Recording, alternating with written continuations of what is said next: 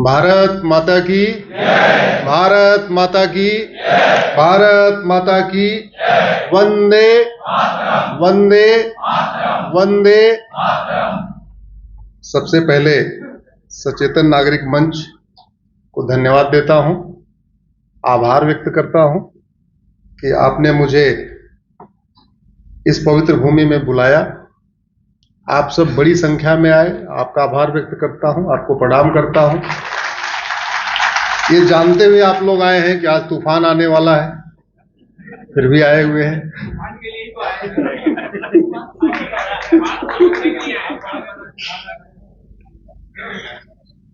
आदरणीय प्रशांत भट्ट जी, आज आपसे, हम तो बहुत पहले से प्रशांत जी को जानते थे, प्रशांत जी हमको नहीं जानते थे। तो इसी बहाने प्रशांत जी से मिलना हुआ, बहुत बहुत धन्यवाद। और आदरणीय प्रशांत जी, महावीर जी, ये तीसरा कार्यक्रम है अपना, तीसरी बार बुलाया। श्री विभास मजुमदार जी, आदरणीय ब्रह्मानंद जी, सामने बैठे सभी बहनों, भाइयों, मित्रों, सबको मैं प्रणाम करता हूं। आज आपने कार्यक्रम ऐसा रखा हुआ है, तो उस पे मुख्य विषय पे आने से पहले थोड़ी सी एक्सरसाइज कर लेते हैं, क्योंकि तूफान आने वाला है। बहुत बढ़िया। लता जी हैं, हमारे हर कार्यक्रम में आती हैं। आदरणीय तुलसियान जी भी आए हुए हैं, एक बार खड़े हो जाइए तुलसियान जी। मैं धनो धान्यों में तुलसियान जी ने कार्यक्रम रखा था, लगभग 1,500 लोग आए थे, तो मैं 15 मिनट बोला और उसके बाद जाने लगा, तो तुलसियान जी ने बोला कार्यक्रम फिर से करेंगे, तो शायद फिर का तुलसियान जी कार्यक्रम रखने वाले हैं, डेट अनाउंस कर देंगे वो। 2-3 महीने हम दोबारा फिर यहाँ आएंगे। सच्चाई यह है कि हमको तो बंगाल में अपना घर लगता है, और कारण बताता हूं।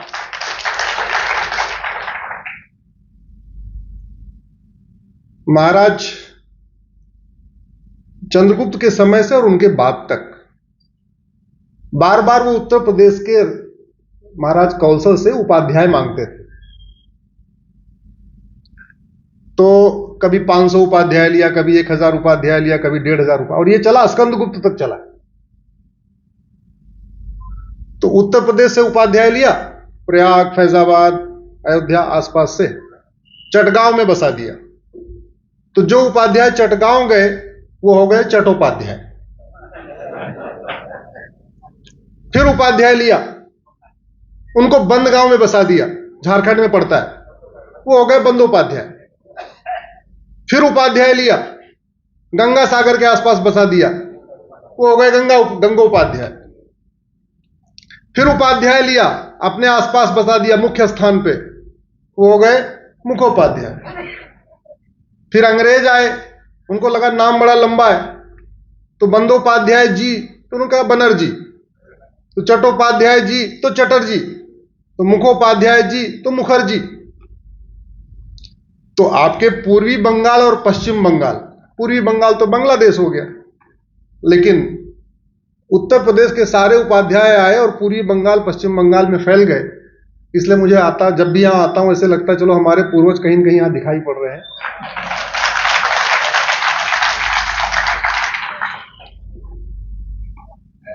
मान लीजिए कि काली मां प्रसन्न हो गई आपसे और आपको वरदान देती हैं, एक तुम्हारी मुराद पूरी हो सकती है। अब मुझे ये बताइए कि अगर वो आपकी मुराद, आप वो कौन सी मुराद आप पूरी करना चाहोगे? कोई एक बताइए फटाफट, मैं लिखता हूं। नहीं, आपको वो तो जैसा प्रशांत जी ने बताया, वो तो सचेतन नागरिक करेंगे। आपको मान लीजिए ये आशीर्वाद मिलता है कि भैया एक समस्या आप ठीक कर सकते हो, तो आप वो कौन सी समस्या ठीक करना चाहोगे? वो समस्या मुझे बताओ। समस्या पूछ रहा हूं, मतलब आप घुसपैठ रोकना चाहोगे, पूर्ण मतदान, कोई धर्मांतरण रोकना चाहेगा, कोई चाहेगा कि, और बोलते जाओ ना, फटाफट बोलो जल्दी, क्या क्या है? शायद मैं आपको सवाल समझा नहीं पा रहा हूं। मैं कह रहा हूं, आप कौन सी समस्या आप चाहते होगे कि हमारे घर के सामने जो अवैध कब्जा हो रहा है, भारत में अवैध कब्जा बंद हो जाए? पीओ के अंदर आना चाहिए। भाई साहब का कहना है कि पीओ के अंदर आ जाना चाहिए। अगर इनको आशीर्वाद मिला तो माता से कहेंगे पीओ के अंदर कर लो, चलो पीओ के अंदर हो गए। आप चाहोगे कि वक्फ बोर्ड कैंसिल हो जाए और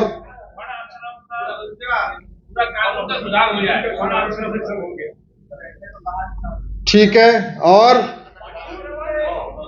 आप कह रहे हो कि घुसपैठिए बाहर हो जाए, मतलब एनआरसी हो जाए। आप चाह रहे हैं कि दोबारी वैदिक शिक्षा व्यवस्था फिर से लागू हो, एक ही बात हो गई। आप चाह रहे हैं कि हिंदू राष्ट्र हो जाए, और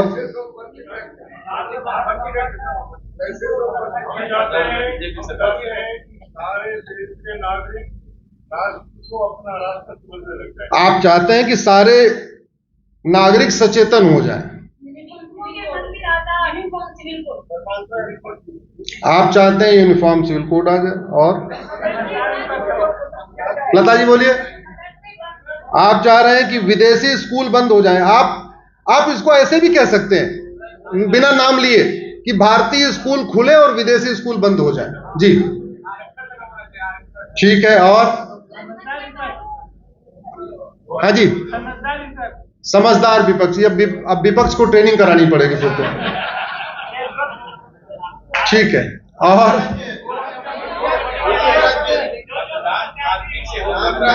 मतदान शांति से हो, हिंसा न हो, गौ हत्या बंद हो, और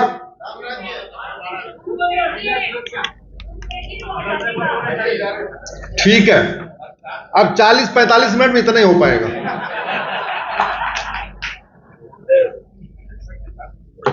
आप लोगों ने आज भर का बता दिया। अब अगले कार्यक्रम में, जब तुलसियान जी का कार्यक्रम होगा, फिर वहां पर चर्चा करेंगे। देखिए, आजकल मैं वकालत करता हूं, लेकिन मैं पहले इंजीनियर था। मैंने 3 कंपनियों में एज ए इंजीनियर काम किया, फिर छोड़ के इधर आ गया, सुप्रीम कोर्ट आ गया। ऐसी कोई समस्या नहीं है जिसका समाधान नहीं हो सकता। ऐसी कोई समस्या नहीं है।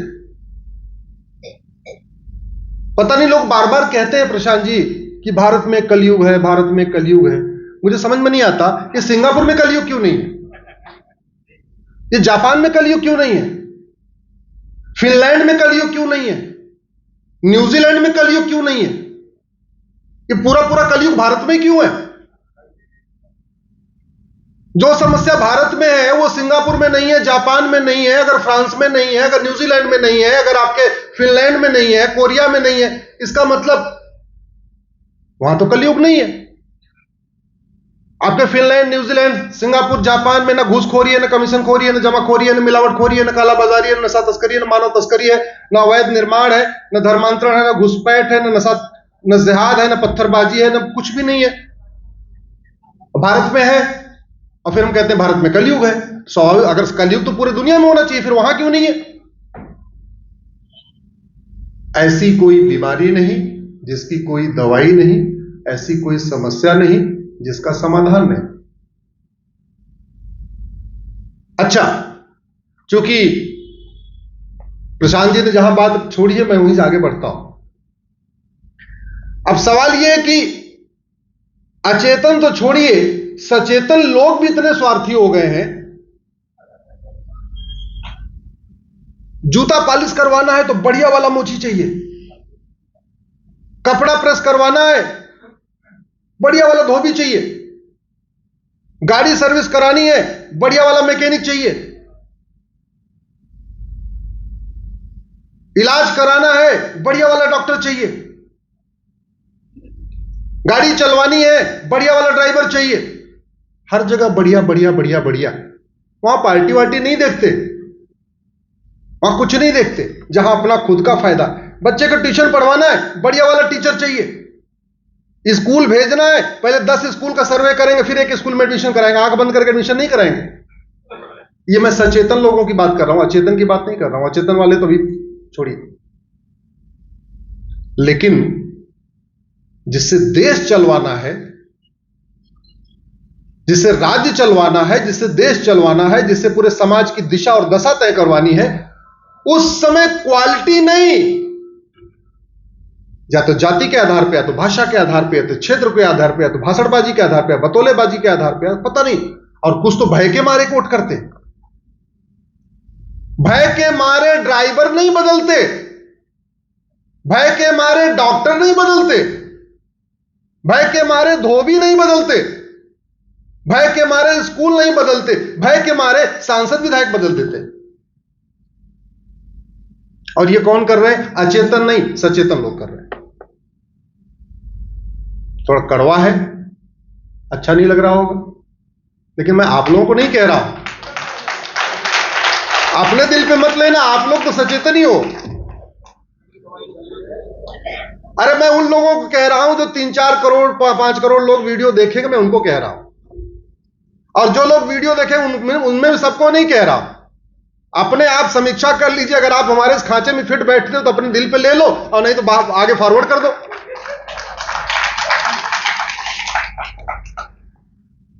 भैया मेरे पास तो हर बीमारी का इलाज इसी में है, मैं इसके बाहर नहीं जाता। और मैं ऐसी कोई बात नहीं करता जिस पे मैं पीआईएल नहीं कर चुका हूं या पीआईएल नहीं करने वाला हूं। भारत के साथ, भारत की संस्कृति के साथ, भारत की परंपरा के साथ बहुत बड़ा धोखा हुआ है। और वो किसके द्वारा? जिनको भारत की संस्कृति मजबूत करने की जिम्मेदारी थी। अल्टीमेटली आप ड्राइवर को पैसा देते हो अच्छी तरीके गाड़ी चलवाने के लिए ना, धोबी को पैसा देते हो अच्छी तरीके कपड़ा धोने के लिए, मोची को पैसा देते हो अच्छी तरीके जूता को पॉलिश करने के लिए, नाई को पैसा देते हो अच्छी तरीके बाल कटवाने के लिए। तो ये जो सांसदों विधायकों को आप वेतन भत्ता, गाड़ी बंगला, pension, security guard, free air ticket, free rail ticket, दुनिया भर का सामान देते हो, उनसे क्या कर रहे हो? भारत को बर्बाद करवाने के लिए, भारत की संस्कृति को बर्बाद करवाने के लिए, भारत की परंपरा को बर्बाद कराने के लिए। अरे उनका काम है अच्छे अच्छे कानून बनाना, अच्छे अच्छे नियम बनाना, यही उनका काम है, इसीलिए उनको सब कुछ मिलता है। एक मैंने लेटेस्ट पीआईएल फाइल किया है प्रशांत जी, सुप्रीम कोर्ट में। अभी जुलाई में फिर सुनवाई होगी उस पर। मैं सोच रहा हूं उस पर चर्चा हो जाए। आप लोग अपने घर में बदलाव करते रहते होंगे, थोड़ा सोफा इधर कर दिया, थोड़ी कुर्सी इधर कर दिया, ये करते रहते नहीं करते रहते? जोर से बोलिए जरा। अपने घर की नींव बदलते हैं क्या? फाउंडेशन बदलते हैं क्या? और फाउंडेशन कब बदली जाती है? जब घर को गिराना हो, जब घर को डिमोलिश करना हो। मान लीजिए आप फ्लैट में रहते हैं, 25 मंजिला फ्लैट में रहते हैं, तो जिस फ्लैट पे जो व्यक्ति रह रहा है उसको यह अधिकार है कि अपना ड्राइंग रूम बड़ा छोटा कर ले, आगे पीछे कर ले, किचन शिफ्ट कर ले, सूर्य के यहां से वहां कर ले, मंदिर के इधर से उधर कर ले, वो सब अधिकार तो है। लेकिन उस 25 मंजिला मकान में रहने वाले किसी को अधिकार है कि क्या उस पूरी बिल्डिंग की फाउंडेशन को बदल दे? और फाउंडेशन कब बदली जाती है? जब घर गिराना। भारत के संविधान की एक फाउंडेशन है, उस फाउंडेशन को प्रियम्बल कहते हैं। और लंबी चर्चा करने के बाद संविधान का प्रियम्बल तय हुआ था। 9 दिसंबर 1946 को संविधान सभा की पहली बैठक हुई, याद रखिए। 11 दिसंबर 1946 को अध्यक्ष उपाध्यक्ष चुने गए, डॉक्टर राजेंद्र प्रसाद अध्यक्ष चुने गए, मुखर्जी साहब जो यहीं के रहने वाले थे बंगाल के, वो उपाध्यक्ष चुने गए। और उसके बाद 13 दिसंबर 1946 को जो बैठक होती है, उसमें सबसे पहला काम यह होता है कि संविधान की फाउंडेशन क्या होगी। वैसे भी जैसे हम घर बनाते हैं तो सबसे पहले क्या बनाते हैं? फाउंडेशन, नींव पहले तय करते हैं, बेसिक स्ट्रक्चर क्या होगा हमारे घर का। 9 दिसंबर 1946 को दिन भर चर्चा हुई, संविधान की प्रियम्बल क्या होगा, संविधान का बेसिक स्ट्रक्चर क्या होगा, संविधान की फाउंडेशन क्या होगी। उस दिन तय नहीं हो पाया। फिर 22 जनवरी 1947 को दोबारा चर्चा हुई। और एक मत से 299 के 299 संविधान सभा के लोगों ने हमारा प्रियम्बल तय कर दिया, जिसमें लिखा हुआ equality, justice, liberty, fraternity, unity, national integration, democracy, Republic form of government और सॉवरेनिटी। ये तय हो गया। 15 नवंबर 1948 को एक प्रोफेसर केटी साहब थे, वो विदेश से पढ़े हुए थे, तो उन्होंने बोला कि नहीं, इस प्रियम्बल में थोड़ा बदलाव होना चाहिए। तो उन्होंने कहा भाई इसमें 3 शब्द जोड़ देना चाहिए, सोशलिस्ट, सेकुलर और फेडरल। ये तीनों विदेशी शब्द थे, विदेशी कॉन्सेप्ट था। दिन भर चर्चा हुई, डॉक्टर अंबेडकर ने उस चर्चा को कंक्लूड किया और एक मत से सबने रिजेक्ट कर दिया। इवन पंडित नेहरू ने भी रिजेक्ट किया, क्योंकि सब लोग कह रहे थे, तो उन्होंने भी कहा कि नहीं, जो प्रियम्बल है वो ठीक है। 3 दिसंबर 1948 को प्रोफेसर केटी साहब ने फिर से रिजोल्यूशन पेश किया, अमेंडमेंट मूव किया। उन्होंने बोला अच्छा एक काम करो, सोशलिस्ट, सेकुलर, फेडरल नहीं जोड़ सकते तो केवल सोशलिस्ट जोड़ दो आर्टिकल 1 में। आर्टिकल 1 मतलब जहां लिखा हुआ है इंडिया दैट इज भारत, उसको भी रिजेक्ट कर दिया गया। 6 दिसंबर 1948 को फिर प्रस्ताव पेश हुआ, एक काम करो आर्टिकल 18 में सेकुलर जोड़ दो। उड़ीसा के पंडित लोकनाथ मिश्रा थे, उन्होंने उसका जबरदस्त विरोध किया। महाराष्ट्र के एच.वी. कामत साहब ने विरोध किया, फिर वो प्रस्ताव फेल हो गया। फिर 17 अक्टूबर 1949 को संविधान सभा ने जो पहले से जो अप्रूव हुआ था उसी को दोबारा फिर से अप्रूव कर दिया। और संविधान सभा ने कहा आने वाली सरकारों को यह अधिकार तो होगा कि वो संविधान में संशोधन करें आर्टिकल 1 और उसके आगे, लेकिन कोई भी सरकार प्रियम्बल को नहीं छेड़ेगी। यानी संविधान का जो बेसिक स्ट्रक्चर है, संविधान का मूल ढांचा है, जो संविधान की फाउंडेशन है, इसको कोई नहीं छेड़ेगा। यह संविधान सभा ने 24 जनवरी 1950 यानी रिपब्लिक डे के 2 दिन पहले भी फाइनली भी कहा था।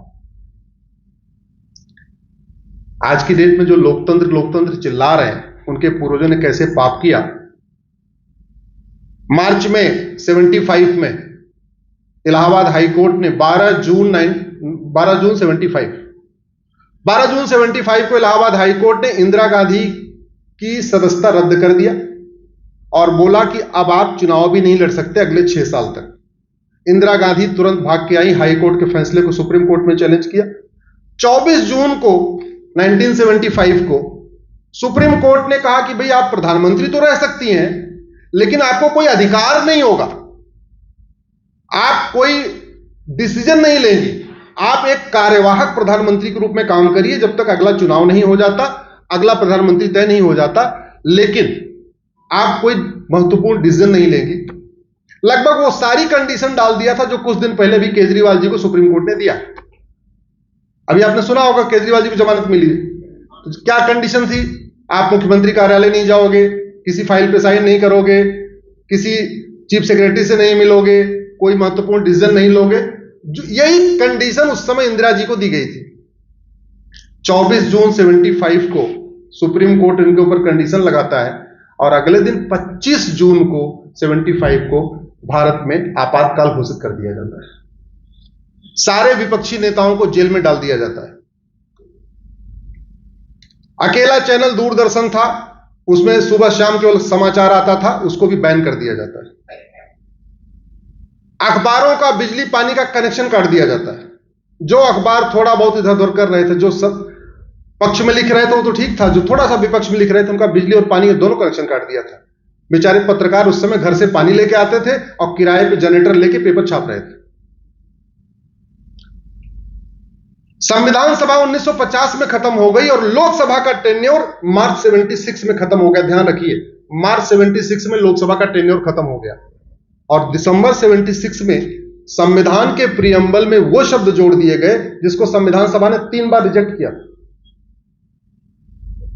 और आज कह रहे हैं कि लोकतंत्र खतरे में है, 400 पार हो जाएगा तो लोकतंत्र खत्म हो जाएगा। सच्चाई तो यह है, हालांकि मैं उस पर कहना नहीं चाह रहा था, लेकिन अगर वास्तव में हम दोबारा उस प्रियम्बल को फिर से रिस्टोर करना चाहते हैं तो हमको 2/3 बहुमत चाहिए लोकसभा में, 2/3 चाहिए राज्यसभा में, और वो तभी हो सकता है जब पहले मतदान करें फिर जलपान करें। अब की बार 100% मतदान करें।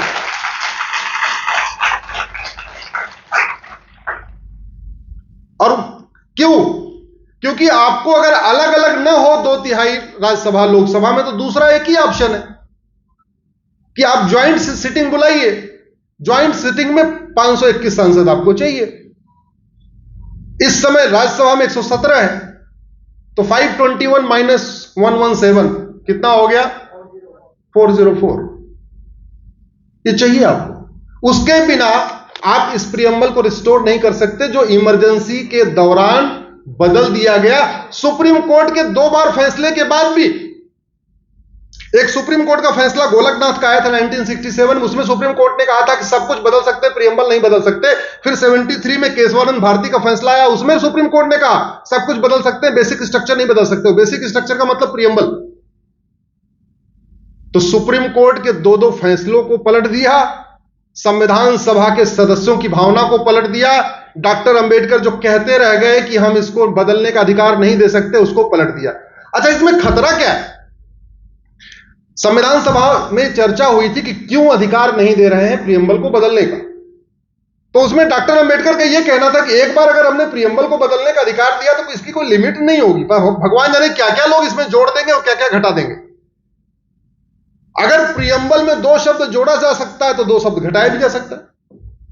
अगर प्रियम्बल में सोशलिस्ट सेकुलर जोड़ा भी जा सकता है, तो कल को किसी के पास फुल मेजॉरिटी आ जाए तो सोशलिस्ट सेकुलर की जगह हटा के उसमें शरिया भी लिख सकता है। कल को अगर बहुत बड़ी मेजॉरिटी आ गई तो इक्वलिटी को हटा के अनइक्वलिटी भी कर सकते हैं, जस्टिस को भी हटा सकते हैं, डेमोक्रेसी को भी हटा सकते हैं। इसलिए संविधान सभा ने कहा था कि नहीं, प्रियम्बल नहीं बदलेगा, मकान की फाउंडेशन नहीं बदलेगी, ऊपर के केवल स्ट्रक्चर बदले जाएंगे। दुर्भाग्यवश उसको किया गया। एक के बाद एक लगातार। जब भारत का संविधान बना तो भारत के संविधान में 22 पार्ट में 22 चित्र बने हुए थे।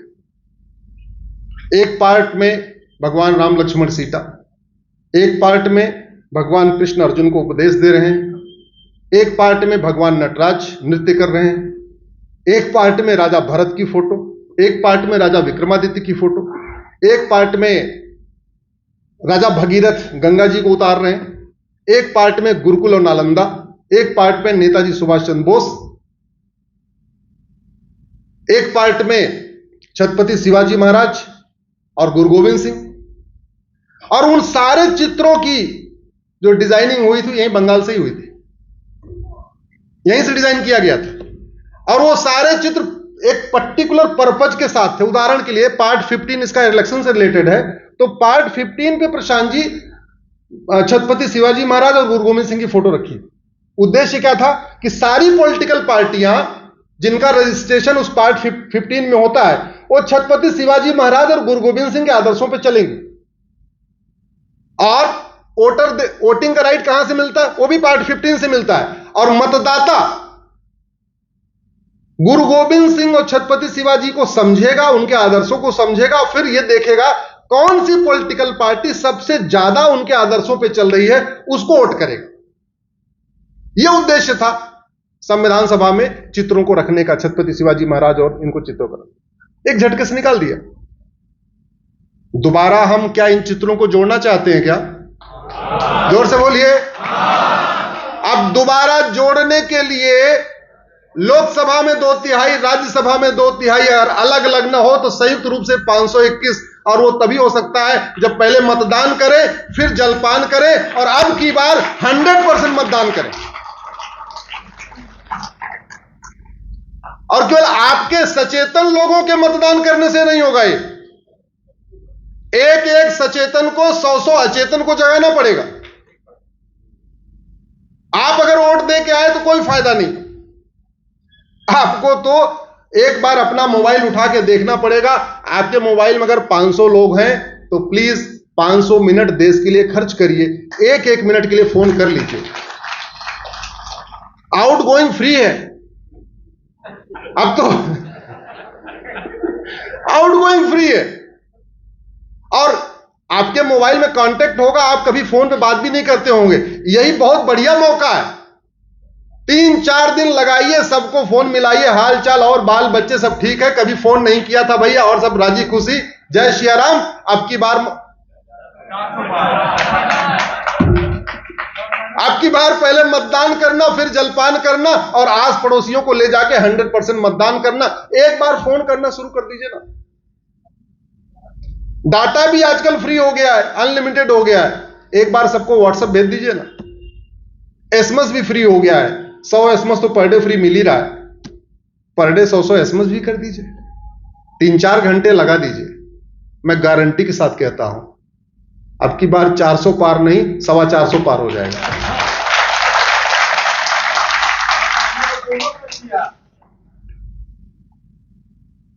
भारत का पूरा जो फ्रीडम स्ट्रगल हुआ था, आजादी का आंदोलन, उस समय जो नारा था वो वंदे मातरम भारत माता की जय था, और जो झंडा था वो भगवा झंडा था, उस पे ओम निशान लिखा हुआ था।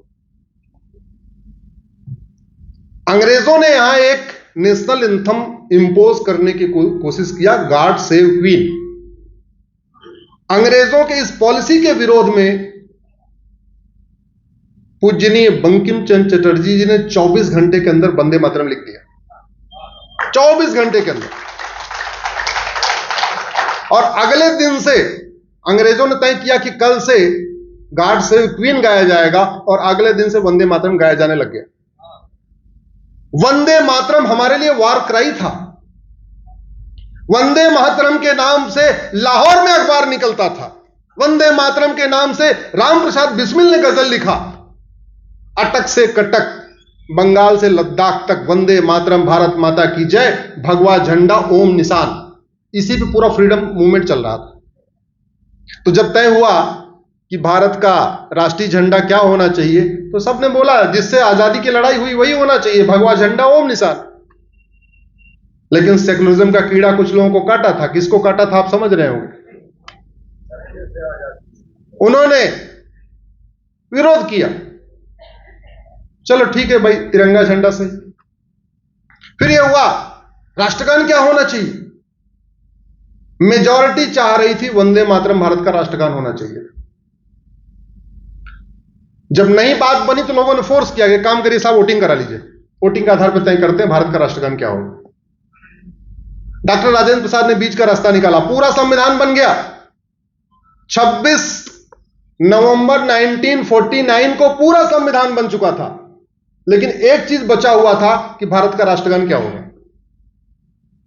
फिर 24 जनवरी 1950 यानी रिपब्लिक डे जो हम मनाते हैं, उससे 2 दिन पहले फिर एक बैठक बुलाई गई कि सब कुछ तो हो गया, लेकिन राष्ट्रगान क्या होगा तो तय ही नहीं हुआ। सब लोग वोटिंग पे अड़े हुए थे, बोले वंदे मातरम ही होना चाहिए। डॉक्टर राजेंद्र प्रसाद ने बीच का रास्ता निकाला, बोले काम करते हैं, भारत का 2 राष्ट्रगान कर देते हैं, जनगण मन और वंदे मातरम दोनों कर देते हैं। आने वाली सरकारें दोनों को समान इज्जत देंगी, और उसी तरह तय हो गया कि संसद में वंदे मातरम जरूर गाया जाएगा, और आज तक गाया भी जाता है, संसद में गाया जाता है। लेकिन धोखा हुआ 1971 में, जब इंदिरा जी कानून बना रही थी, उस कानून का नाम है नेशनल ऑनर एक्ट। उस समय उन्होंने जनगण मन के लिए पूरा प्रोटोकॉल बना दिया, कितने सेकंड में गाया जाएगा, क्या म्यूजिक होगी, खड़े होके गाना, जो नहीं खड़ा होगा 3 साल सजा होगी, सब बना दिया। लेकिन वंदे मातरम को छोड़ दिया। नतीजा क्या हुआ, सीरियल में वंदे मातरम अलग गाया जाता है, फिल्मों में वंदे मातरम अलग गाया जाता है, चुनावी रैलियों में वंदे मातरम, हालांकि आधे लोग तो बोलते भी नहीं वंदे मातरम को, लेकिन तो वंदे मातरम के लिए पूरा प्रोटोकॉल नहीं बना। वंदे मातरम, जनगण मन अपमान करने पे 3 साल सजा, वंदे मातरम का अपमान करने पे कोई सजा ही नहीं, क्योंकि कानून में लिखा ही नहीं गया। आप चाहते हैं वंदे मातरम को पूरा सम्मान मिलना चाहिए,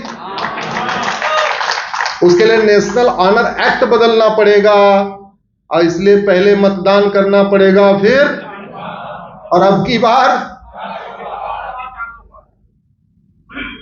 संविधान सभा में यह हो रहा था कि भाई भारत की राष्ट्रभाषा क्या होनी चाहिए, एक ऐसी लैंग्वेज हो, कॉमन हो, जो उत्तर दक्षिण पूरब पश्चिम सबको जोड़ दे। उसके पहले गांधी जी ने 1917 में भरूच में एक सम्मेलन हुआ था, तो उन्होंने बोला था कि हिंदी पूरे ज्यादातर देश में समझते हैं लोग, तो हिंदी को हम एक राष्ट्रभाषा बना देंगे, कनेक्टिंग लैंग्वेज बना देंगे। लेकिन जब संविधान सभा में बात आई तो कुछ विरोध हुआ कुछ राज्यों से, तो डॉक्टर अंबेडकर ने दूसरा रास्ता निकाला। उन्होंने एक प्रस्ताव पेश किया। उन्होंने कहा कि एक काम करते हैं, भारत की संस्कृति को भी प्रिजर्व करना है, भारत की संस्कृति को भी बचाना है, ऐसा करते हैं संस्कृत को ही राष्ट्रभाषा बना देते। क्योंकि संस्कृत का दक्षिण में कोई विरोध नहीं था, उदाहरण के लिए आज भी दक्षिण के राज्यों में जितने स्थान हैं उनको लास्ट में आपको म मिलेगा। रामेश्वरम, भद्राचलम, मछलीपट्टनम, लास्ट में म मिलेगा। ये सारे संस्कृत के नाम हैं। हमारी तरफ जहां जहां मुगल आए वहां पे पुर मिलेगा, रामपुर, धामपुर, लक्ष्मीपुर। तमिलनाडु में क्या मिलेगा? रामपुरम, धामपुरम, ऐसे मिलेगा। डॉक्टर अंबेडकर ने कहा कि संस्कृत को राष्ट्रभाषा बना देते हैं, इसी बहाने कम से कम लोग हमारी भारतीय संस्कृति को भी प्रिजर्व करेंगे, उसको पढ़ते लिखते रहेंगे। उस प्रस्ताव को भी उस समय के तथाकथित बहुत ही विद्वान जनों ने, जो सरकार में थे, उनका विरोध किया। अगर मैं आपको पुरानी समस्याएं बताऊं तो मैं आपको 50 समस्या बता सकता हूं। मैं आपको 50 सवाल पूछूंगा, उत्तर आपका एक होगा। संविधान के चित्रों को हटाया किसने? वंदे मातरम को राष्ट्रगान किसने नहीं बनने दिया? जोर से बोलिए। भगवा झंडा को राष्ट्रीय झंडा किसने नहीं बनने दिया? संस्कृत को राष्ट्रभाषा किसने नहीं बनने दिया? सरदार पटेल को प्रधानमंत्री किसने नहीं बनने दिया? बाबा साहब अम्बेडकर को चुनाव किसने हरा दिया? बाबा साहब को इस्तीफा देने के लिए किसने मजबूर किया? श्यामा प्रसाद मुखर्जी जी को इस्तीफा देने के लिए किसने मजबूर किया? संविधान में आर्टिकल 35A किसने जोड़ा? संविधान में आर्टिकल 370 किसने जोड़ा? 1954 वक्फ एक्ट किसने बनाया? प्लेस ऑफ वर्शिप एक्ट किसने बनाया? माइनॉरिटी कमीशन किसने बनाया? माइनॉरिटी अफेयर मिनिस्ट्री किसने बनाया? प्रियम्बल में सेकुलर शब्द किसने जोड़ा? भारत को इंडिया किसने बनाया? गुरुकुल शिक्षा को किसने बर्बाद किया? मदरसा मिशनरी स्कूल को किसने प्रमोट किया? AMU को माइनॉरिटी यूनिवर्सिटी किसने बनाया? विदेशी फंडिंग का रास्ता किसने खोला? भारतीय चिकित्सा को किसने बर्बाद किया? घुसपैठियों को बसाने के लिए सेक्शन 6 से किसने जोड़ा? चीन को जमीन किसने दिया? जोर से बोलिए। पाकिस्तान को किसने जमीन दिया? म्यांमार को किसने जमीन दिया? लंका को किसने जमीन दिया? UN की परमानेंट मेंबरशिप किसको दिया? गुलामी के नाम को किसने बरकरार रखा? गुलामी के निशान को किसने बरकरार रखा? गुलामी की कुरीतियों को किसने आगे बढ़ाया? गुलामी की कुप्रथाओं को किसने आगे बढ़ाया? गुलामी की पुलिस व्यवस्था को किसने आगे बढ़ाया? गुलामी की न्यायिक व्यवस्था को किसने आगे बढ़ाया? गुलामी की प्रशासनिक व्यवस्था को किसने बढ़ाया? अब व्यवस्था कैसे बदलना है? व्यवस्था बदलने के लिए कहां से बदलेगी? दोबारा व्यवस्था बदलना चाहते हैं तो जहां से बीमारी शुरू हुई वहीं से बीमारी खत्म होगी। कई बार ऐसा होता है, हमें सरदर्द होता है, लेकिन रूट का जिसका पेट होता है, पेट में गैस बन रही होती है और सरदर्द होता है। तो कुछ लोग सोचते हैं सर में दर्द है, लेकिन सरदर्द ऐसे ठीक नहीं होगा जब तक पेट साफ नहीं हो जाए। पेट साफ करना पड़ेगा। तो बीमारी जहां से चली है वहीं से खत्म होगी। संसद से चली है तो संसद में ही खत्म होगी। और उस बीमारी को ठीक करने के लिए पहले मतदान करना पड़ेगा, फिर जलपान करना पड़ेगा, 100% मतदान करना पड़ेगा, खुद भी करना पड़ेगा, पड़ोसियों को भी करवाना पड़ेगा, रिश्तेदारों को भी करवाना पड़ेगा, नातेदारों को भी करना पड़ेगा, आस पड़ोस के मोहल्लों से भी जाकर संपर्क करना पड़ेगा। और कोई तरीका नहीं है। जहां से बीमारी शुरू हुई है वहीं से बीमारी खत्म होगी। आपने जो मुझे समस्या लिखवाई, सबसे पहली बार मुझे आपने बताया कि यहां पे अवैध घुसपैठ बहुत हो रही है।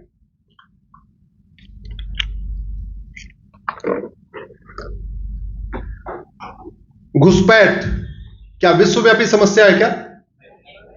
दुनिया के हर देश में घुसपैठ होती है क्या? नहीं, भारत में ही होती है। अब अगर कोई बीमारी भारत में है लेकिन पूरी दुनिया में नहीं है, तो इसका दो ही कारण हो सकता है, या तो डॉक्टर गड़बड़ है या तो दवाई। जोर से बोलिए, या तो डॉक्टर गड़बड़ है या तो दवाई। लेकिन डॉक्टर के गड़बड़ होने से बीमारी नहीं पड़ती है, ना डॉक्टर बीमारी ठीक करता है। बीमारी कौन ठीक करता है? शरीर के अंदर डॉक्टर जाता है क्या? शरीर के अंदर दवा, इंजेक्शन, कैप्सूल, वैक्सीन, सिरप, ये जाता है। तो इसलिए जितना अच्छा डॉक्टर होना चाहिए उससे ज्यादा अच्छा क्या होना चाहिए? दवाई। और दवाई कहां बनेगी? दवाई कहां बनेगी? संसद में, विधानसभा में, यही दवाई बननी है। घुसपैठ हमारी राष्ट्र की सुरक्षा के लिए खतरा है। मैंने 2017 में पीआईएल फाइल किया था, वो सुप्रीम कोर्ट में आज भी चल रही है। उस समय मैंने प्रशांत जी एफिडेविट पे कहा था कि 5 करोड़ घुसपैठी आ चुके हैं। मैंने राज्यवार आंकड़ा दिया था उसका, वो संख्या और बढ़ चुकी है। एक झटके में, मतलब बेशर्मी की पराकाष्ठा देखिए। कुछ हजार बेचारे आए हुए हैं अफगानिस्तान, पाकिस्तान, बांग्लादेश से, हिंदू, जैन, बौद्ध, सिख। जब उनको नागरिकता देने के लिए सीए बन रहा है, सिटीजनशिप अमेंडमेंट एक्ट में बदलाव किया गया है, तो तथाकथित सेकुलर दल उसका विरोध कर रहे हैं। 85 में जब राजीव गांधी जी को 404 सीट मिली थी, 84 में राजीव गांधी जी को कितनी सीट मिली थी? 404। अगले साल 1985 में उन्होंने सिटीजनशिप एक्ट में एक धारा 6 से जोड़ा और एक ही झटके में 60 लाख बांग्लादेशियों को असम का नागरिक बना दिया। इसलिए असम के 9 जिलों की डेमोग्राफी पूरी तरीके बदल चुकी है, आपके 14 जिलों की बदल गई है। घुसपैठ राष्ट्र की सुरक्षा के लिए खतरा है, घुसपैठ देश की एकता अखंडता के लिए खतरा है। घुसपैठ से डेमोग्राफी बदलती है, घुसपैठ से केवल डेमोग्राफी नहीं बदलती, बल्कि डेमोग्राफी बदलने के साथ साथ त्योहार बदलता है, डेमोग्राफी बदलने के साथ व्यवहार बदलता है, डेमोग्राफी बदलने के साथ विचार बदलता है, डेमोग्राफी बदलने के बाद सोच बदलती है। कुछ दिन पहले माननीय प्रधानमंत्री जी कह रहे थे आपका मंगलसूत्र पे खतरा है, सुना था आप लोगों ने?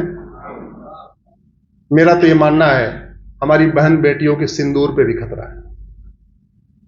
मंगलसूत्र पे खतरा नहीं है, सिंदूर पे भी खतरा है। और उसका 3 ही कारण है: घुसपैठ, धर्मांतरण और जनसंख्या विस्फोट। मेरी घुसपैठ की पीआईएल खारिज करवाने के लिए 16 पीआईएल आई हुई है सुप्रीम कोर्ट में। 16।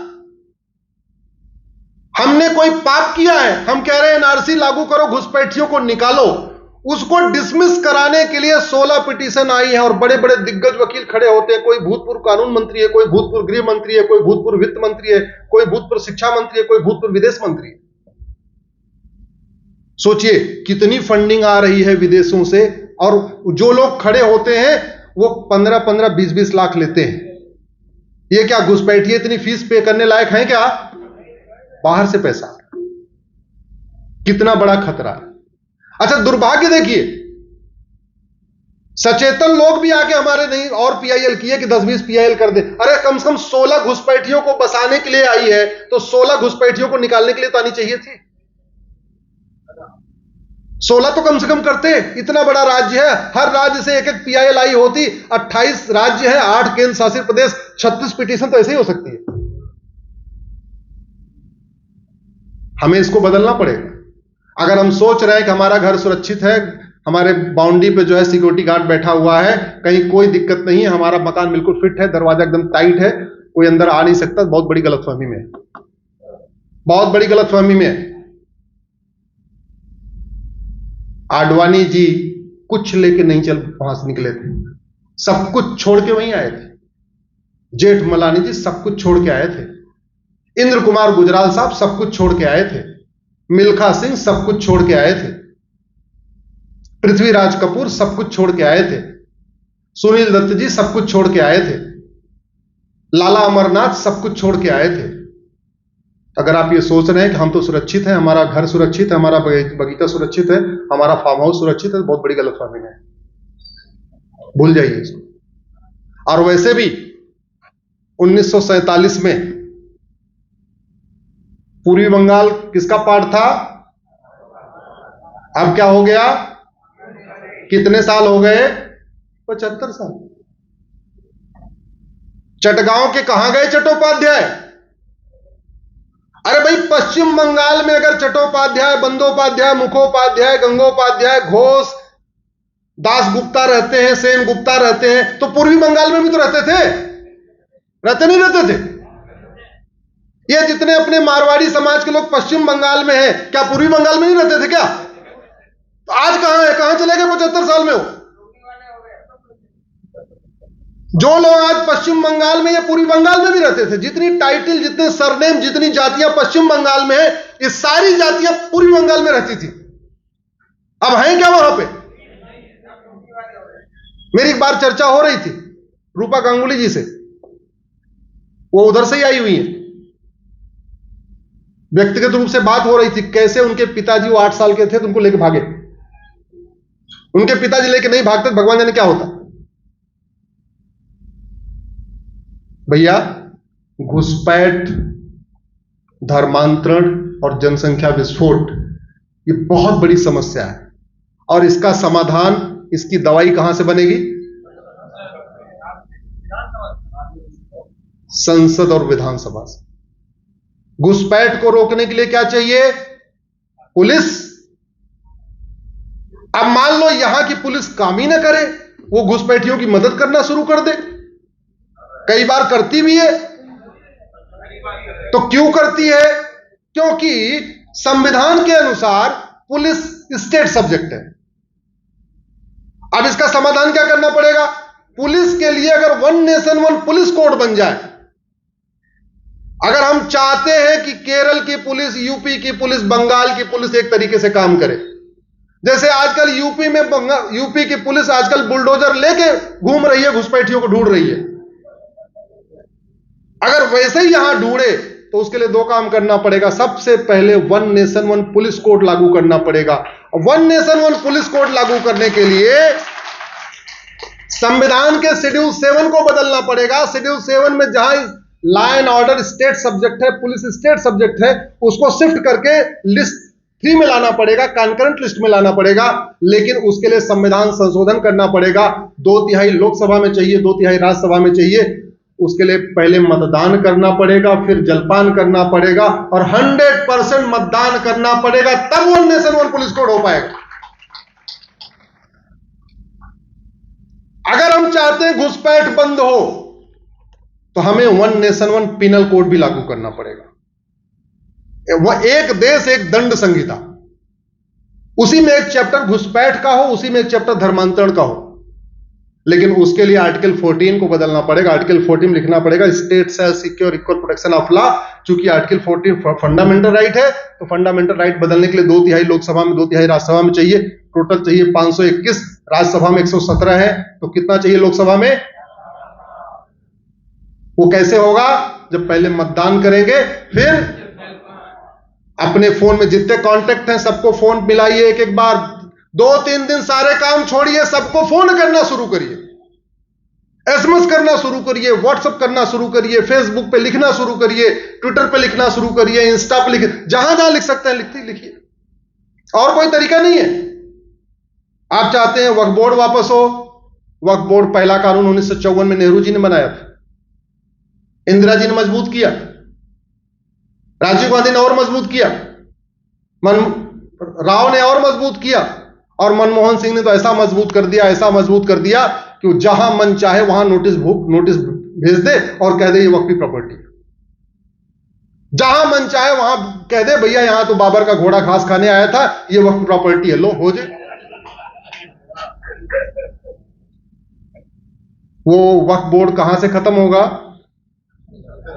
संसद से या सुप्रीम कोर्ट से? सुप्रीम कोर्ट में मैं लड़ रहा हूं, लेकिन सुप्रीम कोर्ट में बहुत टाइम लगता है, तारीख पे तारीख चलती है, ज्यादा जल्दी कहां हो सकता है? गुलामी के नाम चल रहे हैं। 51 शक्तिपीठ में एक शक्तिपीठ आपके बंगाल में भी है, एक नहीं 3 है। सबसे पहला शक्तिपीठ कहां है बताइए बंगाल में? कहां पे? सबसे पहला शक्तिपीठ है कीर्तेश्वरी, जहां माता का मुकुट गिरा था। मुर्शीद खां नाम का वहसी दरिंदा आया, मंदिर को लूटा तोड़ा, वहां का नेम प्लेट बदल दिया, कीर्तेश्वरी स्थान को उसने मुर्शिदाबाद बना दिया। आज तक आवाज उठाई आप लोगों ने? जोर से बोलिए। जब सचेतन लोगों ने नहीं उठाई तो अचेतन कहां से उठाएंगे? कितने नाम बदल दिए। मैंने प्रशांत जी पे PIL फाइल किया। मैंने सुप्रीम कोर्ट में फाइल किया था। मैंने सुप्रीम कोर्ट से यह कहा कि जिन स्थानों का वर्णन बाइबल कुरान में है वो सारे नाम एग्जिस्ट करते हैं। तो इसलिए बाइबल पढ़ने वालों को का यह कहना है कि भाई बाइबल में जो कुछ लिखा है वो सच है। क्यों? कि जिन स्थानों का वर्णन है वो मिलते हैं, कुरान में जिन स्थानों का वर्णन है वो भी मिलते हैं। लेकिन जिन स्थानों का वर्णन हमारे वेद में है, पुराण में है, महाभारत में है, रामायण में है, रामचरितमानस में, वो मिलते ही नहीं है। और इसीलिए हमारे बच्चों को सिखाया जाता है कि रामायण और महाभारत एक काल्पनिक घटना है। अब 51 शक्तिपीठ है, आप ढूंढिए कीर्तेश्वरी भारत में कहीं मिलेगा नहीं। क्यों? क्योंकि वो क्या बन गया? मुर्शिदा। महाभारत में लिखा है भगवान कृष्ण ने 5 गांव मांगे थे।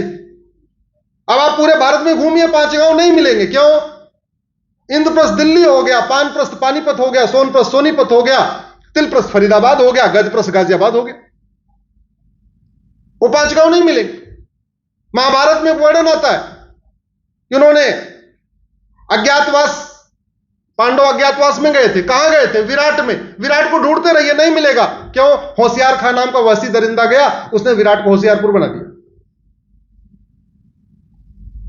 हमारे रामचरितमानस में, रामायण में वर्णन आता है भगवान परशुराम का।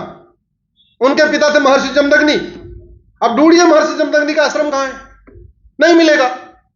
जौना खान नाम का लुटेरा आया, उसने जमदग्निपुरम को जौनपुर बना दिया। इसीलिए हमारे बच्चों को जब सिखाया जाता है तो हमारे बच्चे मानना शुरू कर देते हैं।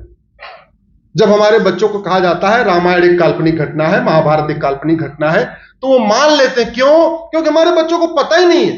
भैया सच्चाई तो तब होगी ना जब जो लिखा हुआ है आप उनको दिखाइए। हमारा एक शक्तिपीठ विंध्याचल, मिर्जा खान नाम का लुटेरा गया, मिर्जापुर बना दिया। जौना खान ने जमदग्निपुरम को जौनपुर बना दिया। मुजफ्फर खान ने विदेह को मुजफ्फरपुर बना दिया। होशियार खान ने विराट को होशियारपुर बना दिया। गाजी खान ने गजप्रस्थ को गाजियाबाद बना दिया। फरीद खान ने तिलप्रस्थ को फरीदाबाद बना दिया। फरुख खान ने पंचाल को फरुखाबाद बना दिया। अब महाभारत में वर्णन है द्रौपदी का। अब द्रौपदी को असली लोग तब मानेंगे जब द्रौपदी का जन्म स्थान लोगों को पता हो। द्रौपदी पांचाल नरेश की बेटी। अब पांचाल आपको मिल ही नहीं रहा। क्यों? क्योंकि फरुख खान नाम का लुटेरा गया, उसको फरुखाबाद बना दिया। यूपी में फरुखाबाद कहलाता है। बेगू खान ने अजातशत्रु नगर को बेगूसराय बना दिया। मुराद खान ने रामगंगा नगर को मुरादाबाद बना दिया। शरीफुद्दीन ने नालंदा बिहार को बिहार शरीफ बना दिया। दरभंगा खान ने द्वारभंगा को दरभंगा बना दिया। हाजी शमसुद्दीन ने हरिपुर को हाजीपुर बना दिया। जमाल खान ने सिंहजानी को जमालपुर बना दिया। अहमद शाह ने कर्णावती को अहमदाबाद बना दिया। बुरहानपुर ने भगनापुर को बुरहानपुर बना दिया। होशंग शाह ने नर्मदापुरम को होशंगाबाद बना दिया। अहमद शाह ने अंबिकापुर को अहमदनगर बना दिया। तुगलक ने देवगिरी को तुगलकाबाद बना दिया। उस्मान अली ने धाराशिव को उस्मानाबाद बना दिया। फरीद खान ने मोकलहार को फरीदकोट बना दिया। मुजफ्फर खान ने लक्ष्मी नगर को मुजफ्फरपुर नगर बना दिया। शाहजहां ने गोमती नगर को शाहजहांपुर बना दिया। बख्तियार खिलजी ने नालंदा को बख्तियारपुर बना दिया। करीमुद्दीन ने करीमनगर बना दिया। महबूब खान ने महबूबनगर बना दिया। अली मिर्जा जफर ने अलीपुर बना दिया। भाग्यनगर को हैदराबाद बना दिया। इंदौर को निजामाबाद बना दिया। भिटौरा को फतेहपुर बना दिया। हरिगढ़ को अलीगढ़ बना दिया। अंबिका नगर को अमरोहा बना दिया। आजमगढ़ को आजमगढ़ बना दिया। जसनौर को बाराबंकी बना दिया। गाजीपुर को गाजीपुर बना दिया। ऐसे 1000 नामों की लिस्ट मैंने सुप्रीम कोर्ट को दिया। अब इसमें कुछ नामों का बदलाव तो होता है, लेकिन जब पॉलिटिकल पार्टियां बदलाव करती हैं तो अपने वोट बैंक के हिसाब से करती हैं। हमें वोट बैंक वाला बदलाव नहीं चाहिए। हमें तो अपनी जड़ को खोजना है, अपनी जड़ को ढूंढना है। हमारे बच्चे तब तक महाभारत रामायण को कल्पना मानेंगे जब तक उनको यह ना बता दिया जाए ये लौकुश है, लौकुश यहां के राजा थे, शत्रुघ्न यहां के राजा थे, भरत यहां के राजा थे, लक्ष्मण यहां गए राज करने। और सारी घटनाएं हैं। लेकिन जो कोई कह रहे थे ना, हमने चूंकि गुलामी वाली शिक्षा चल रही है, विदेशी पात्रों को पढ़ा रहे, भारत के पात्रों को पढ़ा ही नहीं रहे। भारत के पात्रों को नहीं पढ़ा रहे तो हमारे यंग जनरेशन को लगता है यार तो सब घटना है। तो इसलिए एक झटके में सारे विदेशी जो गुलामी के नाम बदले गए उनको रिस्टोर करने के लिए हमें एक नेमिंग कमीशन बनाना पड़ेगा, एक भारतीय नामकरण संहिता बनाना पड़ेगा, एक आयोग बनाना पड़ेगा। उस आयोग में जज भी हों, हिस्टोरियन भी हों, एएसआई के लोग भी हों, पत्रकार भी हों, बुद्धिजीवी हों, सब लोग मिलके सर्च कर लें भैया इस स्थान का पहले ये नाम था, इस स्थान का पहले ये नाम था। और मैं कहता हूं सारे नाम ना बदले, कम से कम हमारे वैदिक नामों को तो रिस्टोर करना ही पड़ेगा ना। और वो तभी होगा जब संसद में ऐसी आवाज उठाने वाले आपके पहुंचेंगे, और वो तभी पहुंचेंगे जब आप पहले मतदान करेंगे, फिर जलपान करेंगे, और अब की बार 100% मतदान करेंगे, तब जाके रीनेमिंग कमीशन बनेगा, और तब सारे आपका नाम स्टोर होंगे। ऐसे गुलामी के निशान है। कितने गुलामी के निशान पड़े हुए आपके बंगाल में भी है। 1192 में कुतुबुद्दीन ऐबक ने 27 मंदिर तोड़ दिया दिल्ली के। 1305 में अलाउद्दीन खिलजी ने सरस्वती मंदिर को तोड़ दिया भोजशाला में। 1373 में सिकंदर शाह ने शिव मंदिर तोड़ के अदीना मस्जिद बना दिया। 1377 में तुगलक ने अटाला देवी मंदिर को तोड़ के अटाला मस्जिद बना दिया जौनपुर में। 1410 में अलाउद्दीन खिलजी ने रुद्रमालय को तोड़ के जामी मस्जिद बना दिया गुजरात में। 1528 में बाबर ने भगवान राम का मंदिर तोड़ा था, वो रिस्टोर हो गया। 1552 में अहमद शाह ने भद्रकाली मंदिर को तोड़ के जामा मस्जिद बना दिया। 1769 में औरंगजेब ने काशी विश्वनाथ को तोड़ के ज्ञानवापी बना दिया। 1670 में औरंगजेब ने भगवान कृष्ण का जन्मस्थान तोड़ दिया। ऐसे बहुत सारे तोड़ दिए। कौन कहे उन स्थानों को रिस्टोर करने के लिए एक भारतीय धरोहर संहिता बनाने को। और संविधान कहता भी है आर्टिकल 49 कि सरकार एक भारतीय धरोहर संहिता बनाएगी, जो हमारे पौराणिक स्थान है, हमारे वैदिक स्थान है, उनको प्रोटेक्ट करेगी, उनको प्रिजर्व करेगी, उनको आगे बढ़ाएगी। वो काम नहीं हुआ, इसका ठीक उल्टा हुआ। प्लेस ऑफ वर्शिप एक्ट बना दिया और ये कह दिया कि अयोध्या के अलावा बाकी किसी मंदिर का मुकदमा कोर्ट में नहीं चलेगा। मैंने, सुब्रमण्यम स्वामी जी ने, विष्णु जैन जी ने, हम लोगों ने उस कानून को सुप्रीम कोर्ट में चैलेंज किया है। मामला 3 जजों को रेफर हो गया है। आज नहीं तो कल सुप्रीम कोर्ट से वो कानून खत्म होगा। लेकिन सुप्रीम कोर्ट में चूंकि तारीख पे तारीख चलेगी, इस लंबा समय लगेगा। जल्दी समाधान कहां हो सकता है? और वो तभी हो सकता है जब अब की बार पहले मतदान करें, फिर जलपान करें, और 100%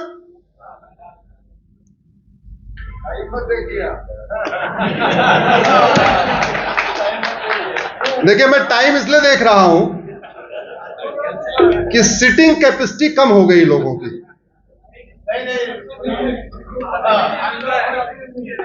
आप सब लोग बड़े बड़े सोफे पे बैठने वाले लोग हैं, कंफर्टेबल बैठने वाले लोग हैं। अच्छा, आप वाली कुर्सी पे फिर भी थोड़ा बेंड है। इधर ये 5 कुर्सियां एकदम स्ट्रेट है। तो मुझे आप लोगों से ज्यादा इन 4 लोगों की चिंता है, एकदम स्ट्रेट बैठे हुए। भाई साहब, आगे से यहां जरा सोफा लगवा दीजिएगा, और जब मुझे बुलाना जरूर लगवाइएगा। नहीं, हम तो कोई दिक्कत नहीं, हम तो थोड़ा लेफ्ट राइट दाएं बाएं हो जा रहे हैं।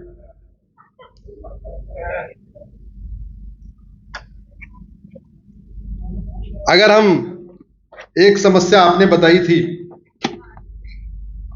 कहा गया आपका पर्चा,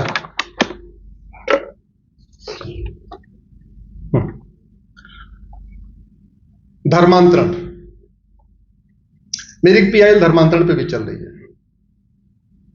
धर्मांतरण मुगल काल में भी हो रहा था कि नहीं? एक्चुअल में मुगल धर्मांतरण कराने ही आए थे, मुगल धंधा व्यापार करने नहीं आए थे।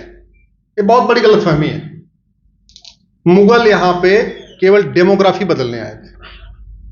आके धंधा व्यापार करना, आके सत्ता हासिल करना, तो वो उनके लिए एक जरिया था। अंतिम उद्देश्य क्या था? धर्मांतरण कराना, भारत की डेमोग्राफी को बदलना। क्योंकि अगर केवल राज करने आए होते तो राज करते, फिर इतना लूटपाट क्यों किया, इतनी जनेऊ क्यों उतरवाया, इतना मारधाड़ क्यों किया, हत्या बलात्कार क्यों किया? राज करते रहते। अगर केवल व्यापार करने आए थे तो व्यापार भी करने रहते। लेकिन नहीं, हमें अभी तक यह पढ़ाया गया कि मुगल व्यापार करने आए थे, मुगल राज करने आए थे। व्यापार करना, राज करना एक बहाना था, अंतिम लक्ष्य था धर्मांतरण कराना। एक हमें और फेक नैरेटिव पढ़ाया जाता है, ईस्ट इंडिया कंपनी व्यापार करने आई थी, व्यापार करने आई थी, व्यापार करती रहती। फिर अंग्रेजों का शासन क्यों शुरू हो गया? और अंग्रेजों का शासन अगर शुरू भी हो गया तो शासन करते रहते। फिर 1894 में लैंड एक्विजिशन एक्ट बना के भारत की लाखों एकड़ जमीन चर्च को क्यों दे दिया?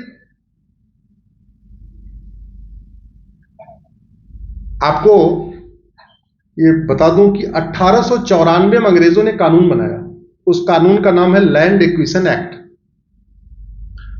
उसके जरिए उन्होंने पूरे देश भर में सिविल लाइन बनाई। सिविल लाइन अलग अलग शहरों में बनी होती है ना। वो क्या करते थे, जहां उनको 5 एकड़ जमीन चाहिए होता था वहां 50 एकड़ एक्वायर करते थे। 5 एकड़ पे कप्तान का ऑफिस बना दिया, कलेक्टर का ऑफिस बना दिया, तहसील बना दिया, बाकी 45 एकड़ 40 एकड़ उठा के चर्च को दे देते थे। अंग्रेज भी यहां राज करने नहीं आए थे। राज करने आए होते तो राज करते रहते, फिर पूरे देश की जमीन का बंदरबाट क्यों कर दिया? पूरे देश की जमीन उठा के चर्च को क्यों दे दिया? और इस धर्मांतरण और घुसपैठ के कारण भारत के 9 राज्यों की डेमोग्राफी बदल चुकी है। इस पर भी मेरी पीआईएल चल रही है कि सबसे पहले माइनॉरिटी डिफाइन होना चाहिए। भारत में कुल 36 केंद्र शासित प्रदेश और राज्य हैं। 28 राज्य हैं और 8 केंद्र शासित प्रदेश हैं। टोटल हुए 36। इस 36 में से 9 में हिंदू, जैन, बौद्ध, सिख खत्म हो चुके हैं, यानी 25% राज्यों में खत्म हो चुके हैं। भारत में टोटल 800 जिले हैं। 800 जिलों में से 200 जिलों की डेमोग्राफी बदल चुकी है। इसका मतलब 25% जिलों की डेमोग्राफी बदल चुकी है। भारत में कुल 6000 तहसीलें हैं, उसमें से 1500 तहसीलों की डेमोग्राफी बदल चुकी है, यानी 25% तहसीलों की डेमोग्राफी बदल चुकी है। भारत के बॉर्डर पे कुल 300 तहसीलें हैं। गुजरात का बॉर्डर, समुद्र का बॉर्डर, पाकिस्तान का बॉर्डर, हिमालय का बॉर्डर, नेपाल का बॉर्डर, बांग्लादेश का बॉर्डर, भूटान का बॉर्डर, म्यांमार का बॉर्डर, ये जो बॉर्डर पे है 300 तहसीलें प्रशांत जी, उनमें 300 की बदल चुकी है। चाहे वो असम का बॉर्डर हो, चाहे वो अपना वेस्ट बंगाल का बॉर्डर हो, चाहे उत्तर प्रदेश का बॉर्डर हो, बिहार का सीमांचल वाला एरिया हो, जहां भी बॉर्डर है 100% उसकी डेमोग्राफी बदली, बड़े प्लान्ड वे में बदली गई है। धर्मांतरण और घुसपैठ ये तब रुकेगा जब धर्मांतरण कराने वालों और उनके मददगारों की 100% प्रॉपर्टी जब्त करने, सिटीजनशिप खत्म करने और आजीवन कारावास, फांसी देने के लिए कानून बनेगा। घुसपैठ तब रुकेगी जब घुसपैठियों और उनके मददगारों, जो भारत के अंदर मददगार बैठे हुए, जो उनको आधार बना के दे रहे हैं, जो उनको राशन कार्ड बना के दे रहे हैं, जो उनका ड्राइविंग लाइसेंस बना के दे रहे हैं, जो उनको वोटर आईडी बना के दे रहे हैं, जो उनको डोमिसाइल सर्टिफिकेट बना के दे रहे हैं, जो अलग अलग तरीके से मदद कर रहे हैं, जब तक घुसपैठियों और उनके मददगारों की 100% प्रॉपर्टी जब्त करने, नागरिकता खत्म करने, आजीवन कारावास, फांसी देने के लिए कानून नहीं बनेगा, तब तक घुसपैठ नहीं रुकेगी, तब तक धर्मांतरण नहीं रुकेगा। और ये दोनों अगर हमने नहीं रोका तत्काल, आने वाली हमारी पीढ़ियों के लिए बहुत बड़ा खतरा पैदा हो जाएगा।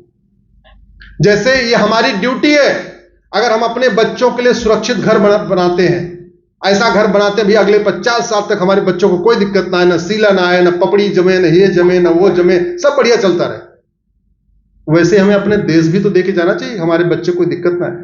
देना चाहिए कि नहीं? और वो तभी होगा जब सारे सचेतन लोग 100 लोगों को जगाने का जिम्मा ले लें। फोन करें, एसएमएस करें, व्हाट्सएप करें, संकोच नहीं करना। अरे इससे क्यों बोलूं, इससे क्यों बात करूं, उस पार्टी का है, उस पार्टी का है। अरे भैया वो किसी पार्टी का है, अचेतन है तभी तो किसी और पार्टी का है। उसको अलर्ट करिए, उसको समझाइए, उसको बताइए कौन सी पार्टी ठीक रहेगी। मैं किसी पार्टी का नाम नहीं ले रहा हूं, लेकिन बताइए तो कि कौन सी पार्टी घुसपैठियों की समर्थक है और कौन सी पार्टी घुसपैठियों की विरोधी है। बताइए तो कौन सी पार्टी धर्मांतरण कराने वालों की समर्थक है, कौन सी विरोधी है। कौन सी पार्टी वक्फ पैठ की समर्थक है, कौन सी विरोधी है। कौन सी पार्टी भारत की संस्कृति को मजबूत करना चाहती है, भारत की परंपरा को मजबूत करना चाहती है, भारत के ज्ञान विज्ञान को मजबूत करना चाहती है, भारत के दर्शन को मजबूत करना चाहती है, भारत को सुरक्षित बनाना चाहती है, और कौन सी केवल और केवल सत्ता के लिए काम कर रही है। ये बताना किसका काम है? जोर से बोलिए जरा। आपका काम, हमारा। बहुत बढ़िया, ताली बजाइए। आपका काम है, हमारा काम है। मैं भी अपना काम इसलिए कर रहा हूं, दिल्ली से इसीलिए आया हूं। नहीं तो हमारे साथ वाले आजकल गर्मी की छुट्टियों में चले गए, स्विट्जरलैंड चले गए, पता नहीं कहां कहां चले गए। हमारे साथ के वकील मर्सिडीज से चलते हैं, मैं वैगनआर से चलता हूं। हमारे साथ के वकीलों के पास दिल्ली में मकान भी है, ऑफिस भी है। हमारे पास दिल्ली में ना मकान है, ना ऑफिस है, कुछ भी नहीं है। हमारे साथ वाले वीकेंड में घूमते हैं, हम वीकेंड में आपके बीच में आते हैं।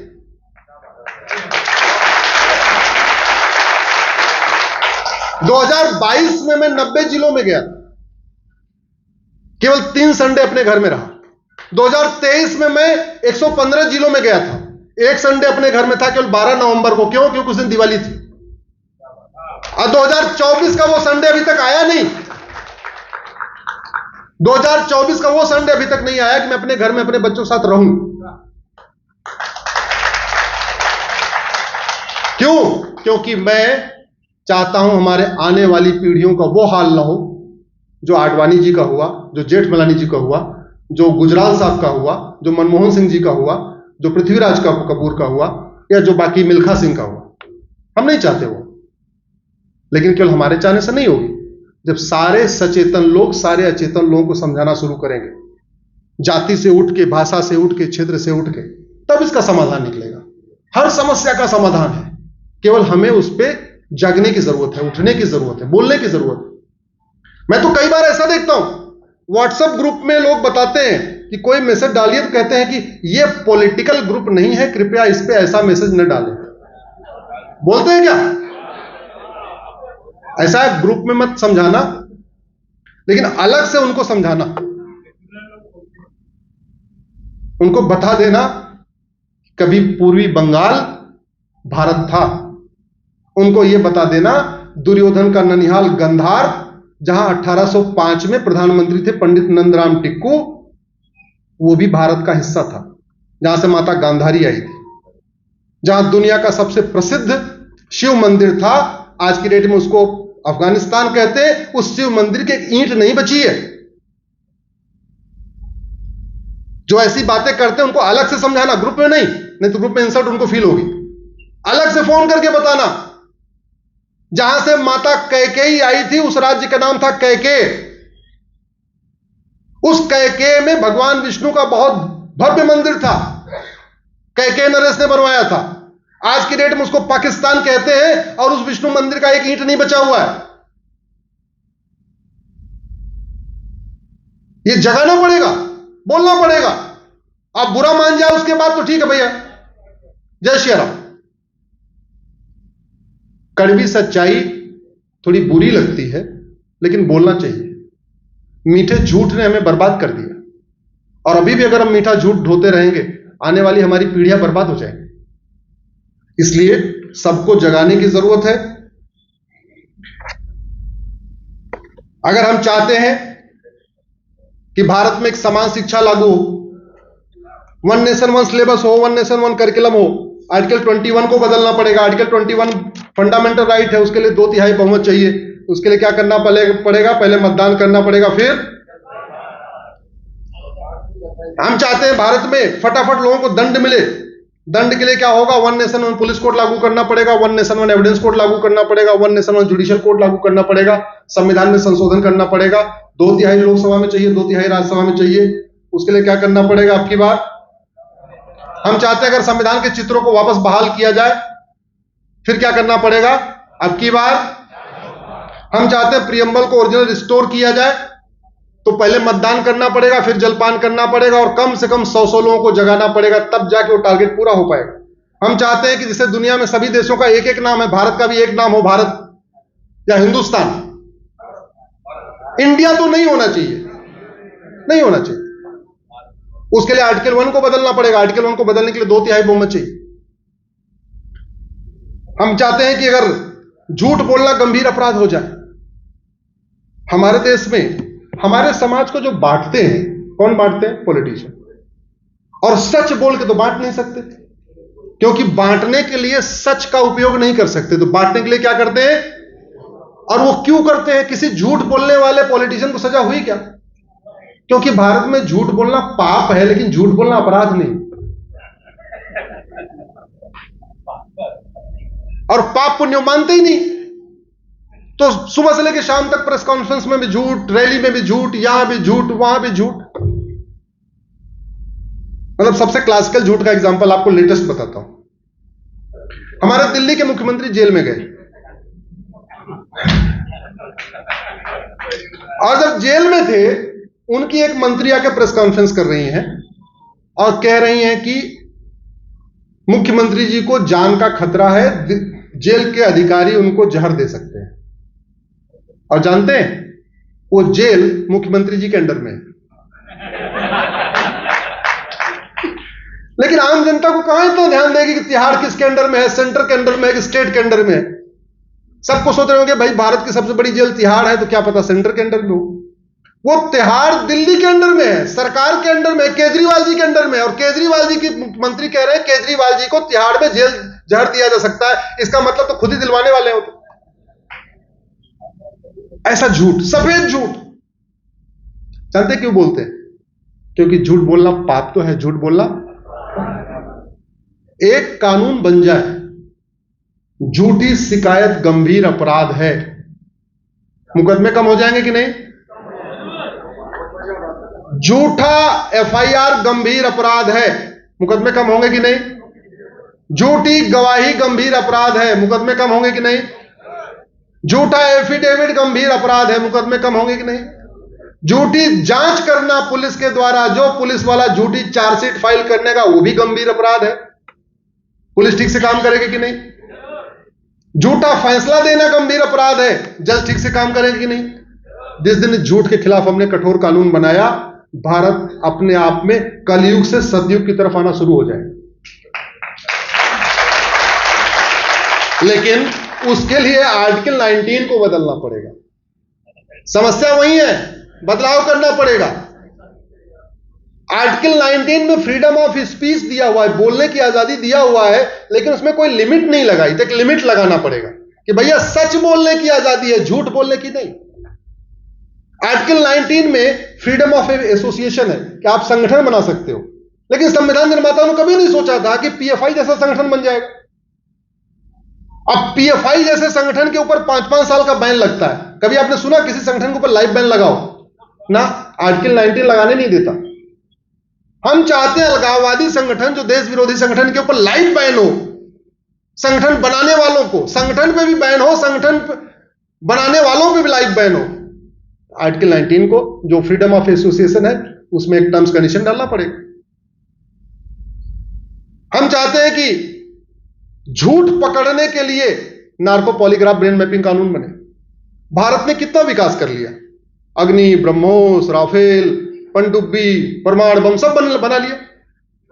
एआई यूज कर रहे, आर्टिफिशियल इंटेलिजेंस यूज कर रहे, लेकिन झूठ पकड़ने वाला हमने अभी तक मशीन नहीं लागू हर जिले में रखी। झूठ पकड़ने के लिए लैब नहीं बनाई। क्यों? आर्टिकल 20 मना कर रहा है। नार्को पॉलीग्राफ ब्रेन मैपिंग कानून नहीं बनाया। क्यों? आर्टिकल 20 मना कर रहा है। आर्टिकल 20 फंडामेंटल राइट है। तो झूठ को गंभीर अपराध घोषित करने, झूठ पकड़ने के लिए हर जिले में एक नार्को पॉलीग्राफ ब्रेन मैपिंग कानून लैब बनाने और एक कानून बनाने के लिए आर्टिकल 19, आर्टिकल 20 को बदलना पड़ेगा। दोनों फंडामेंटल राइट है। वो तभी हो सकता है जब पहले मतदान करें, फिर जलपान करें, 100% मतदान करें और अपनी टर्म्स और कंडीशन के आधार पर सबको सचेत करके मतदान करें।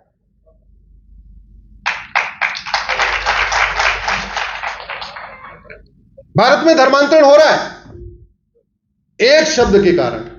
आर्टिकल 25 में प्रोपोगेट आया हुआ है। उस आर्टिकल 25 से प्रोपोगेट निकाल दिया जाए, धर्मांतरण बंद हो जाएगा। जैसे कश्मीर से 370 खत्म हुई आतंकवाद, ऐसे ही आर्टिकल 25 से प्रोपोगेट निकाला, धर्मांतरण। लेकिन आर्टिकल 370 निकालने के लिए 2/3 नहीं चाहिए था। क्यों? क्योंकि आर्टिकल 370 केवल कश्मीर पे लागू होता था, लेकिन आर्टिकल 25 पूरे देश में लागू होता है, इसलिए 2/3 चाहिए। ये जो पूरा तुष्टीकरण का खेल चल रहा है, minority commission, minority affair ministry, संविधान निर्माताओं ने कभी सोचा ही नहीं था कि आने वाले टाइम में भारत में माइनॉरिटी कमीशन बनेगा, माइनॉरिटी अफेयर मिनिस्ट्री बन जाएगी। उन्होंने ये कहा था भैया ठीक है, जो भारत में माइनॉरिटी है इसको अपना स्कूल खोलने का अधिकार होगा। लेकिन वो कौन सी माइनॉरिटी पता है? अरे जो 0.1% हो। यूएन की डिफिनीशन है माइनॉरिटी, एनी ग्रुप और community which is socially, economically, politically non dominant and inferior in population, जिसकी संख्या नगण्य हो, कुछ 100 में हो, 500 हो, 1000 हो, 1500 हो, 2000 हो। लाख और करोड़ वाली संख्या माइनॉरिटी नहीं होती।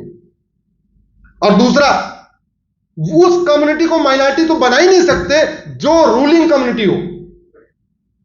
जिस कम्युनिटी ने भारत के ऊपर राज किया हो, उस कम्युनिटी के लोगों को माइनॉरिटी, इसका मतलब मुगल वाली कम्युनिटी और अंग्रेज वाली कम्युनिटी को तो माइनॉरिटी का दर्जा मिल ही नहीं सकता। यह यूएन की डिफिनीशन। हुआ क्या? आर्टिकल 30 में संविधान लिखा तो है लेकिन माइनॉरिटी को डिफाइन नहीं किया गया। माइनॉरिटी को डिफाइन करने के लिए आर्टिकल 30 में संशोधन करना पड़ेगा। आर्टिकल 30 फंडामेंटल राइट है, उसके लिए क्या करना पड़ेगा आपकी बात। भारत में इतने कंफ्यूज हो गए कि हम धर्म और पंथ के अंतर को भूल गए। मैंने अभी प्रशांत जी एक लेटेस्ट पीआई फाइल किया कि सबसे पहले भारत के लोगों को धर्म और रिलीजन के बीच का अंतर बताइए। धर्म क्या है, रिलीजन क्या है, लोगों को पता हो, इसको प्राइमरी के सिलेबस में डालिए।